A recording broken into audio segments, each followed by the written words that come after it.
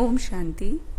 24 अगस्त 2020 आज की बाप दादा की साकार मुरली में बाबा कहते हैं, मीठे बच्चे सदा इसी खुशी में रहो कि हमने 84 का चक्र पूरा किया और अब जाते हैं अपने घर, वास्तविक घर, है ना। बाकी थोड़े दिन यहाँ पर जो कर्म भोग हैं उनको सेटल डाउन करना है। आज का प्रश्न है कि विकर्मा जीत बनने वाले, यानी जिन्होंने विकर्मों पर जीत पाली, अपना अल्टीमेटली काम बस इतना ही है कि विकर्मों पर अपने को जीत प्राप्त करना है।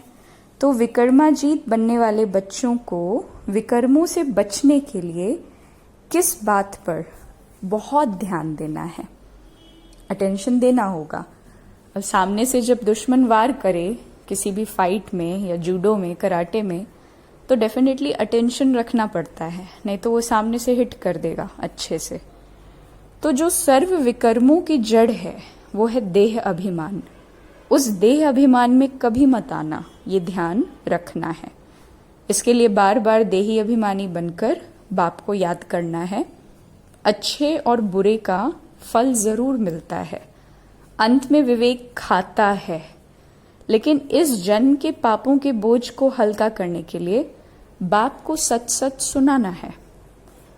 ओम शांति। अब देखिए, बाबा कहते हैं, बड़े ते बड़ी मंजिल है याद की। बहुतों को सिर्फ सुनने का शौक रहता है, ज्ञान को समझना तो बहुत सहज है ना। 84 के चक्र को समझना है, सुदर्शन चक्रधारी बनना है। जास्ती कुछ है नहीं, तो तुम बच्चे समझते हो कि हम सब स्वदर्शन चक्रधारी हैं।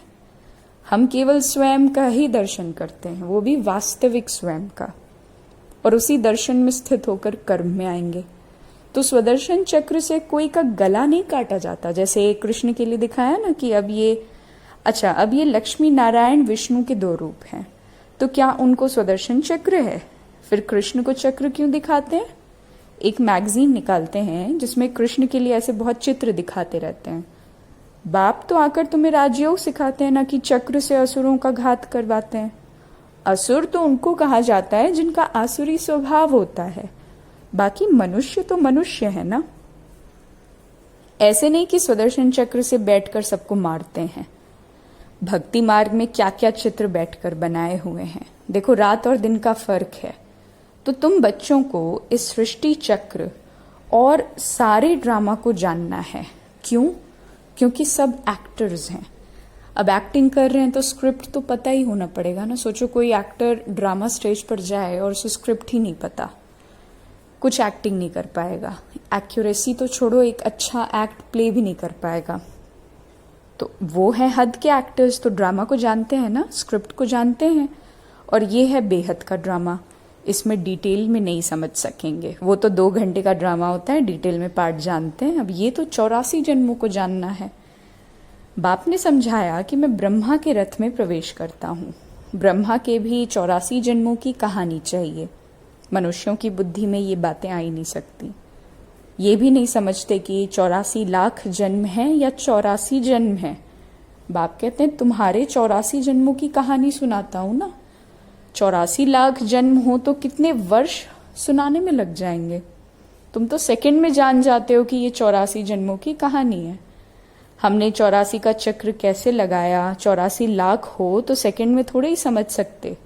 84 लाख जन्म है ही नहीं। तुम बच्चों को भी खुशी होनी चाहिए कि हमारा 84 का चक्र अब पूरा हुआ है ना। ओनली 84 टाइम्स हमने जन्म लिया, यानी शरीर लिया और छोड़ा। 84 लाख टाइम नहीं किया एक साइकिल में। तो अब हम घर जाते हैं, बाकी थोड़े दिन ये कर्म भोग बाकी हैं। विकर्म भस्म होकर कर्मातीत अवस्था कैसे हो जाए, इसके लिए युक्ति बताई जाती है। बाकी समझाते हैं कि इस जन्म में जो भी विकर्म किए हुए हैं वो लिख कर दो तो तुम्हारा बोझ हल्का हो जाएगा। जन्म जन्मांतर के विकर्म तो कोई लिख नहीं सकता ना, विकर्म तो होते ही आए हैं। जब से रावण का राज्य शुरू हुआ है तो कर्म विकर्म ही हो पड़ते हैं। सतयुग में कर्म अकर्म होते हैं। भगवानुवाच तुमको कर्म अकर्म विकर्म की गति को समझाता हूँ। विकर्माजीत का संवत लक्ष्मी नारायण से शुरू होता है और सीढ़ी में बड़ा क्लियर करके समझाया है। शास्त्रों में कोई ये बातें नहीं है। सूर्यवंशी चंद्रवंशी का राज भी तुम बच्चों ने ही समझा ना कि हम ही ये थे, और विराट रूप का चित्र भी बहुत बनाते हैं परंतु अर्थ कुछ नहीं जानते। तो बाप बगैर कोई समझा नहीं सकता।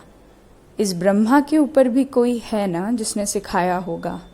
अगर कोई गुरु ने सिखाया होता तो उस गुरु का सिर्फ एक शिष्य तो नहीं हो सकता।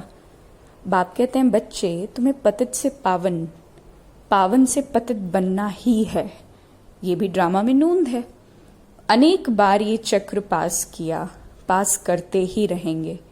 तुम ऑलराउंड पाठधारी हो ना, आदि से अंत तक पाठ और कोई का है ही नहीं। तुमको ही बाप समझाते हैं, फिर तुम ये भी समझते हो कि दूसरे धर्म वाले फलाने फलाने समय पर आते हैं। तुम्हारा तो ऑलराउंड पार्ट है ना। तो कृष्ण के लिए तो ऐसे नहीं कहेंगे ना कि सतयुग में था, वो तो द्वापर के बीच में भी आते हैं। और ये नॉलेज केवल तुम बच्चों को है।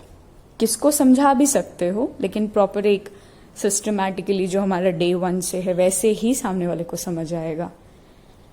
दूसरा कोई सृष्टि के आदि मध्य अंत को नहीं जानते, रचयिता कोई नहीं जानते, तो रचना को कैसे जानेंगे।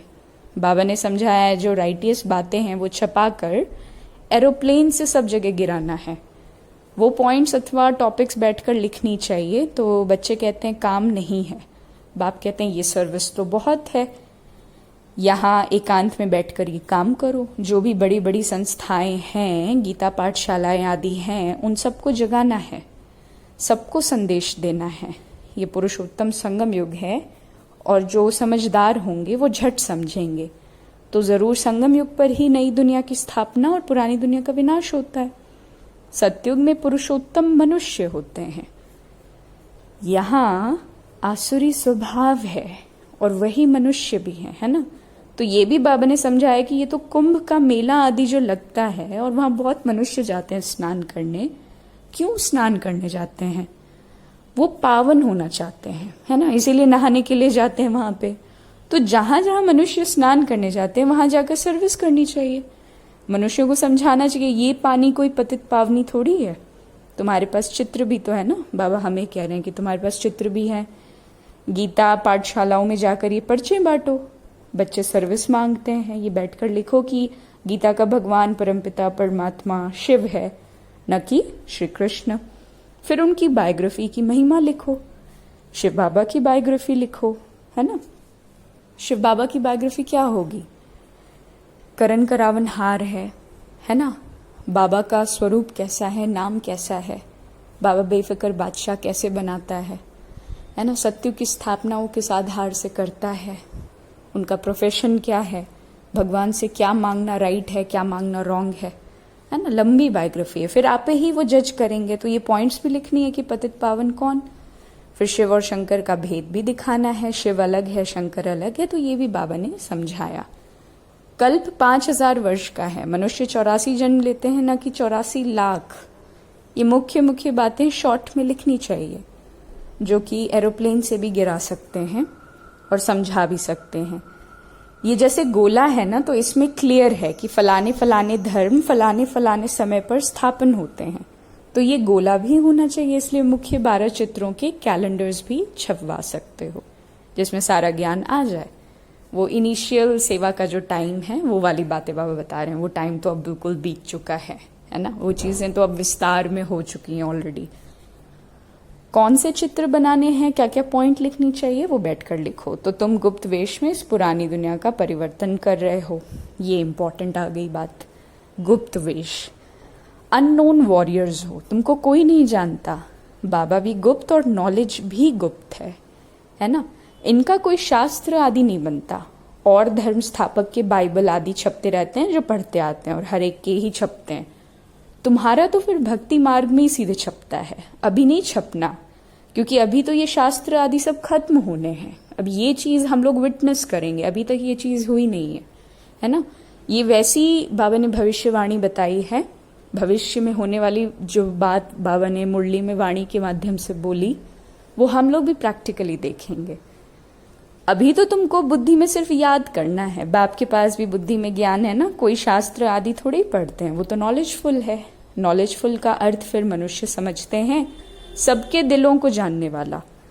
भगवान देखते हैं तब तो कर्मों का फल देते हैं ना। बाप कहते हैं ये ड्रामा में नूंद है, ड्रामा में जो विकर्म करते हैं तो उनकी सजा होती है, अच्छे व बुरे कर्मों का फल मिलता है, उसकी लिखत तो कोई है नहीं ना। मनुष्य समझ सकते हैं कि जरूर कर्मों का फल दूसरे जन्म में मिलता है। हम लोग एक अंदाजे से कह देते हैं, है ना, कि ये हमारे ही किए कर्मों का परिणाम है, लेकिन आज सच जैसे कॉन्स्टिट्यूशन का लॉ बना है या कोर्ट में जो लेखा जोखी होती है एक एक फाइल, वैसे तो किसी की फाइल नहीं बनती ना। तो वही बाबा कह रहे हैं कि मनुष्य केवल समझ सकेंगे कि हाँ जरूर कर्मों का ही फल है अगर कुछ ऊपर नीचे हो। अंत घड़ी विवेक फिर बहुत खाता है। हमने ये पाप किए सब याद आता है, जैसा कर्म वैसा जन्म मिलेगा। तो अभी तुम विकर्माजीत बनते हो तो कोई भी ऐसा विकर्म नहीं करना चाहिए। बड़े ते बड़ा विकर्म तो देह अभिमानी बनना है। बाबा बार बार कहते हैं देही अभिमानी बन, बाप को याद करो। पवित्र तो रहना ही है। सबसे बड़ा पाप है काम कटारी चलाना, और यही आदि मध्य अंत दुख देने वाला है। इसलिए सन्यासी भी कहते हैं कि ये काग विष्टा के समान सुख है।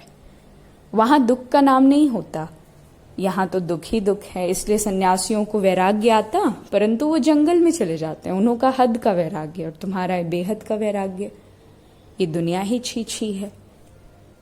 सन्यासियों को धर्मों का ज्ञान था, है ना, धर्म कह लीजिए, लेकिन उन्होंने कर्मों का सन्यास कर दिया। और जो कर्म में आए उन्हें धर्म का ज्ञान नहीं, तो पूरा अनस्टेबल हो गया। सब कहते हैं बाबा आकर हमारे दुख हर कर सुख दो, तो बाप ही दुख हरता और सुख करता है। तो बच्चे भी समझते हैं कि नई दुनिया में इन देवताओं का राज्य था, वहां किसी भी प्रकार का दुख नहीं था। जब कोई शरीर छोड़ता है तो मनुष्य कहते हैं स्वर्गवासी हुआ, परंतु ये थोड़ी समझते कि हम अभी नर्क में हैं। हम जब मरें तब स्वर्ग में जाएं, परंतु वो भी स्वर्ग में गया, वह यहां नर्क में ही आया। कुछ भी नहीं समझते। तुम बच्चे 3 बाप का राज भी सबको समझा सकते हो।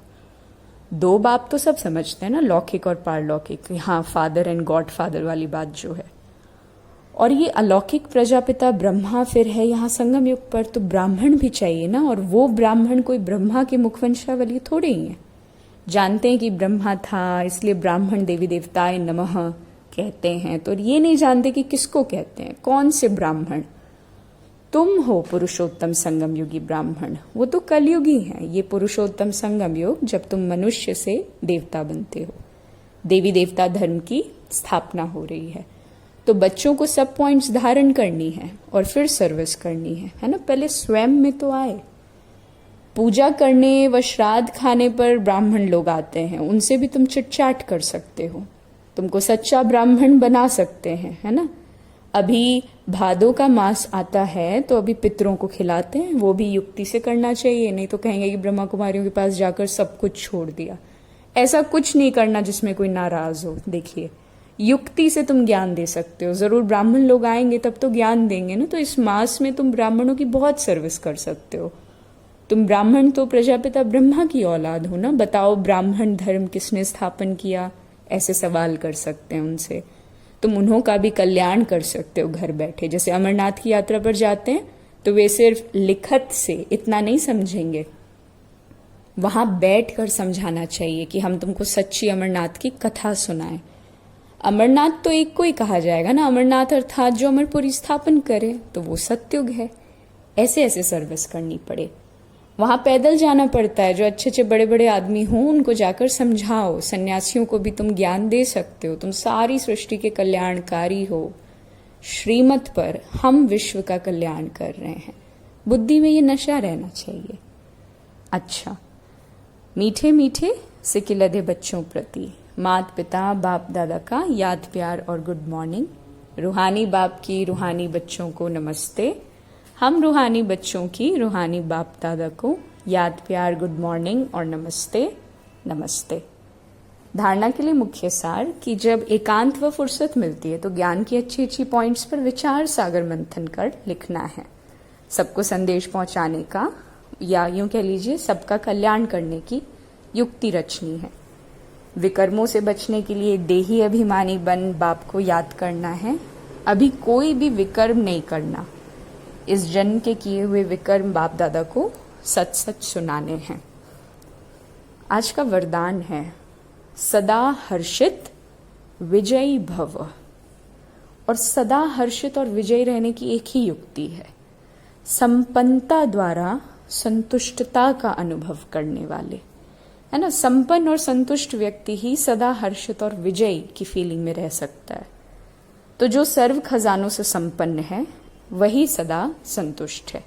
और खजाना बाबा है। खजाना कोई यूं कह लीजिए ज्ञान रत्न भी खजाना नहीं, दिल से अगर कहा जाए, है ना। खजाना तो बाबा है। जैसे स्टोरी में बताते हैं कि एक गांव में राजा ने कहा कि जिसने जिस चीज पर हाथ रखा वो चीज उसकी हो गई, है ना। तो एक बच्ची ने राजा के ऊपर ही हाथ रख लिया तो राजा उसका हो गया, तो सब कुछ उसका हो गया, है ना। तो खजाना बाबा है। तो जो सर्व खजानों से संपन्न है वही संतुष्ट है। और संतुष्टता अर्थात संपन्नता।